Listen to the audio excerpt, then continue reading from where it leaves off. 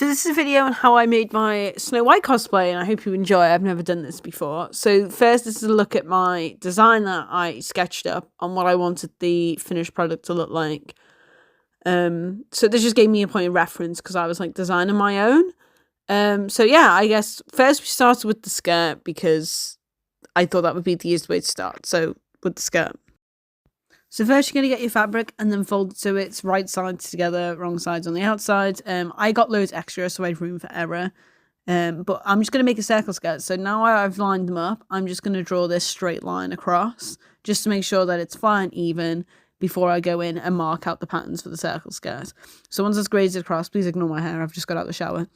I use a tape measure and then I mark the circumference for my waistband as well as the whole length of the skirt. So like that'll be the bottom edge. Yeah, I just did this as long as possible. I really wanted her to like look sweet because she lived in the woods. Even though it's her regal dress, and I did want it to look regal and grand, I also wanted it to look a little sweet, a little lived in the woods. She's doing a lot of like chores and cleaning and baking and movement, so I wanted it to look like she could live in this daily. She's not just way down, sat on the throne in a big grand dress. So that's where the design come from. So once that was all cut out and done, I decided that I wanted to French seam it. So you do this by sewing it so it's wrong sides together and the right sides out. And you sew this at like half the size that you would normally sew a seam. And then you trim that down nice and straight. And then you turn it the right way around, give it a press, and then sew it like a normal seam. And then that way you don't have any raw edges and it looks all nice and beautiful. And then I went and I added the lace trim on the bottom, which I've added again to like sweeten her and soften her and give her that like I live in the woods kind of vibe, a little bit more Red Riding Hood, I guess. So yeah, so once that was done, it came to making the waistband. This was so easy. I just cut two of these rectangles out in the fabric. It wasn't easy because this is my cat Sausage, and he likes his belly rubbed and he kept asking for, we call them tum-tums, and I'm trying to cut fabric out and he's rolling all over it because he wants his tum-tums. Which I can confirm he did get because he asked so politely in that bow tie. But once that was cut out, I just interfaced it and ironed that on. And then I sewn it together and then top stitched it before I sewn onto the top of the skirt. And then I added the zip fastening and I just pinned them in place there that you can see to make sure they lined up nice and neat. So I'm trying to sew this and he keeps standing up here and he's obviously like playing with the threads. So I'm sewing Snow White. I'm feeling like Snow White. Ooh. And then just to finish the skirt off, I pressed the seam down where the lace was sewn onto the hem, so it was nice and flat. And then I took that into work and overlocked it before I then came home and then top stitched, I guess, the hem into it. Nice and beautiful and neat and tidy. And then that is the skirt complete. So here I am deciding whether or not to wear it with a petticoat or not. I was worried the petticoat might be a bit too much. But as you'll see, when it doesn't have the petticoat, it's just a sad, flat little circle skirt. So yeah, I decided the petticoat, and then that's the skirt completed. Over to Etsy, and I bought this dress pattern. I need to alter it so it fit me nicer. And I wanted puff and pain sleeves and a pointed waistband instead of a straight one. But I thought this was a really fair price, and it looked good, and it was kind of what I was going for otherwise. And yeah, it was really easy to follow, really easy to print. I can't recommend this enough. If you have any queries, the seller was really quick to respond. And you can see my little review there. I'll put the link for that down below. So once that was all printed, cut out and altered, I put it on my lining. I did my lining first, I usually do. This is because it's 100% cotton, so it's more friendly to like unpick than satin is. Then I went ahead and did my outer fabric, but on the front pieces, I put this piping in between, just because she's got those stripes down the front. I just thought this would be a really nice, classy way to do them.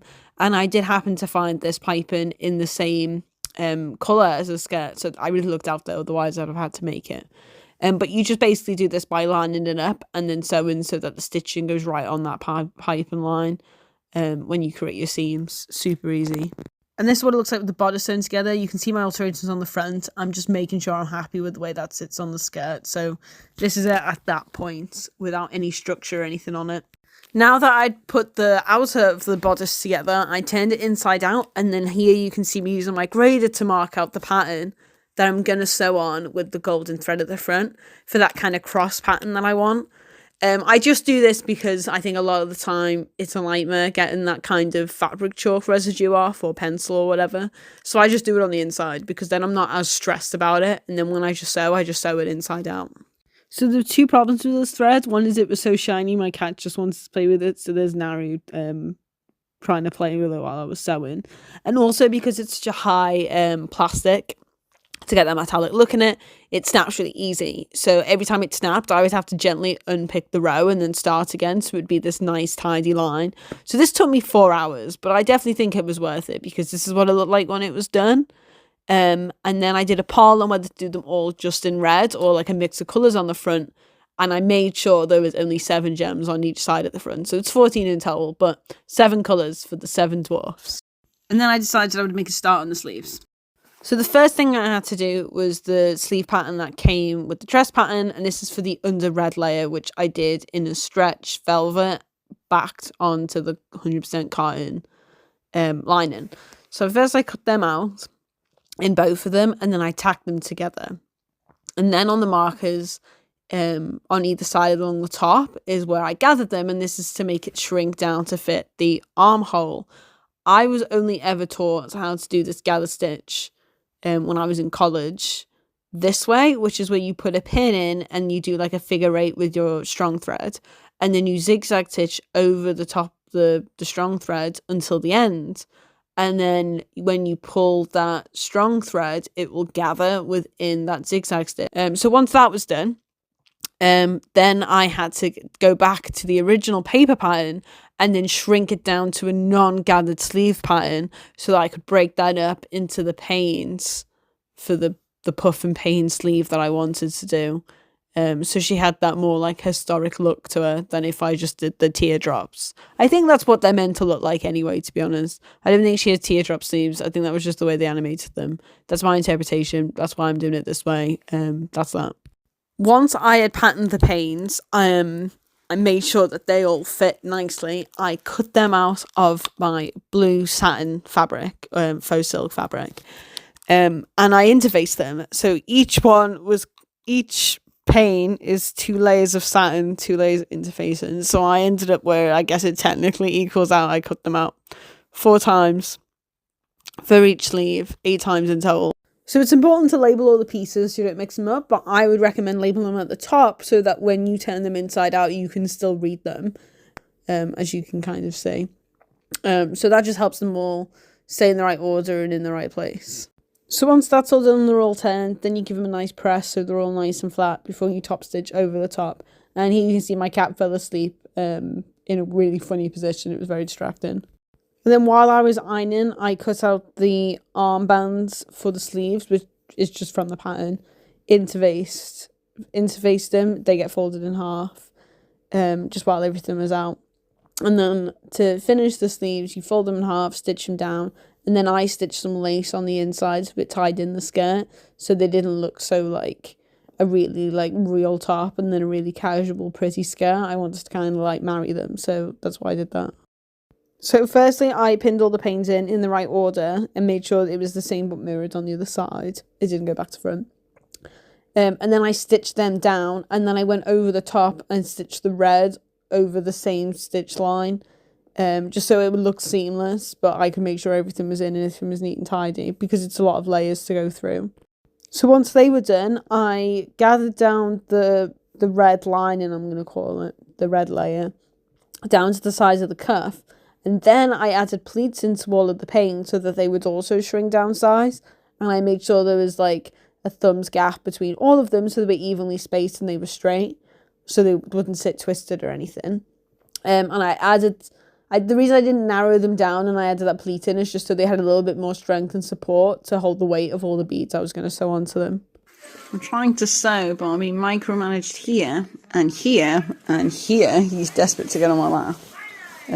So that's how sewing is going today. Surrounded. And then I just hand sewn over the top layer. I could have machine sewn it, but I really couldn't be bothered with like trying to fight all those layers through the machine and interfacing. So I just hand sewn it very neatly, so you can kind of see me doing the ladder stitch there to do it. So I pressed all the seams nice and flat and open, and then I cut the curves so that they would also lie flat, and then I sewn the channels over where the seams would be, just so they lined up nice and followed the shape of the garment more than anything. Because it's the line and it didn't really matter what it looked like. This is how I'm currently sewing. He keeps sitting and then getting up when I like move my arms, but he sat across me or on one leg, and then I'm sewing at the same time. So that's how that's going. How's your day? Then I lined the lining up right, and then I sewn along the neckline with the lace, all in that seam, just so it all lined up. And this is what it looked like at that point. You'll be pleased to know I finally removed that nail polish, so you no longer have to watch it slowly trip away while I work. You're welcome. This will be a lot more enjoyable to watch now, hopefully. So I just ordered a bunch of sew-on gemstones that came plated so I could sew them on. I didn't want to glue them in because I just thought longevity-wise, sticking them all back on would be a pain. So I organised them all out and then plotted how I was going to do them. So all of them have like a heart on top, and then they just gradient up, mixed colours. And then they're like less heavily stoned on the underarm, just because for comfort more than anything.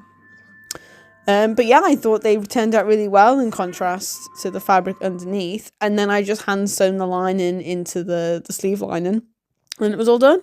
So I used what was left of the fabric I had to lining to make this modesty panel, so it's got the dwarfs on the inside. And then I added interfacing to where the eyelets were going to go on the satin, just for some extra support. And then I stitched down those edges as well so that they would be in like a separate panel, just to ease some of the tension or any shifting as well. And on the other side, I also sewn the modesty panel in on the lining as well, so it was ready to go. Then I got my wife Squishy to cut down all of the steel boning for me so they would fit in the channels.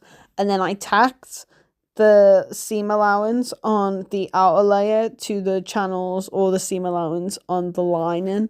Just to keep it all nice and straight before I slid them in, and then sewn the bias along the bottom so I could close it all up.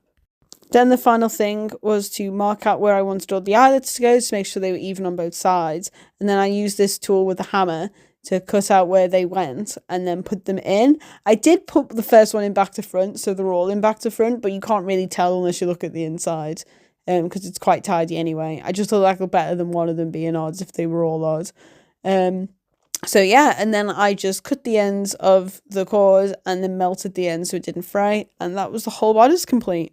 And they also have 7 eyelets on each side, which is cool as well. That wasn't intentional, but I thought it was cool that that lined up. The shoes are pretty standard. I just got them off Vinted, and I think they're dead cute, and they match a little ribbon on a sleeve. For the headband, I made a pattern off this one that I got off Amazon and cut out with the same red fabric that I'm going to use for the cape, and I've used on the sleeves. And then I just hot glued that over the headband to make it red. That's literally all I did. Then to make a bow, you want it twice as long and twice as wide as you want the finished bow to be, and then you're just going to sew along the long edge there so you make a nice big tube. Then you're going to want to center that seam and then sew down the sides. Then you're going to unpick the middle bit and then pull it the right way around through the middle, and then grab either side and bring them both to the center, and then you're going to want to stitch them down there, and that's how you make a bow. Then I just stitched the center to pull it all tighter, and then I glued fabric around it when I glued it onto the headband, and then that was the headband and the bow done. I was going to sell my own wig, but it wasn't going well, so I just got this 20s one off Amazon, but honestly, I think it's so cute. Then I cut these 4 pieces out to make the bows for the edging of the cape. Just documenting a miracle, because I've got this cape layout on the whole living room floor. And there's one cat, and there's the other 2, and none of them are here. So let it be known that it is possible with some perseverance and some good luck, but mostly the luck. And here we have a return of Sausage asking for tum-tums. Yeah, just ignore the murder mittens. It's just how he deals. So I actually forgot to film sewing the rest of the cape, but I cut it so it had these nice round edges just to elevate it up a bit. And then I lined it in satin as well. And then I just cover stitched over the top of the edges. And then, so it's normal stitched and then gathered along the center so that it's just like not gathered from the tip to where the shoulder seam would be, and then gathered along the neckline. And yeah, and then I put these bows on either end as well, and there you can see the gather better on the velvet sides, and there's Sausage asking for more tum-tums. But the bows are just a bow with the backing on it, and then I'm just going to use a safety pin to attach that to the bodice. For the brooches, I bought these cheap ones online. I got 2 of them. And then I dissolved them overnight in acetone to loosen the glue. That didn't actually work very well. So I ended up just covering it in hot glue. And then I just used uwu glue to stick all these gems on. And I drew the pattern on beforehand as a guide. I did both of them slightly different, so they looked a bit gooey. And this is how they looked at the end. I forgot to put my tags in, so I just hand sewed them in at the end. So there's the one on the skirt. And then this is the finished look all together. So thank you very much for this process. I hope you enjoyed. And if you plan to replicate this look, I hope that you found this really helpful. Or at least inspiring to do your own design. Yeah, thank you. Here's a bonus video of me packing Snow White up for her new home. In this project, I want to work on all of the princesses with my own design and building them from scratch. And hopefully learning some new techniques and stuff. So if you're interested in working with me for one of these, please reach out. Thank you very much for watching.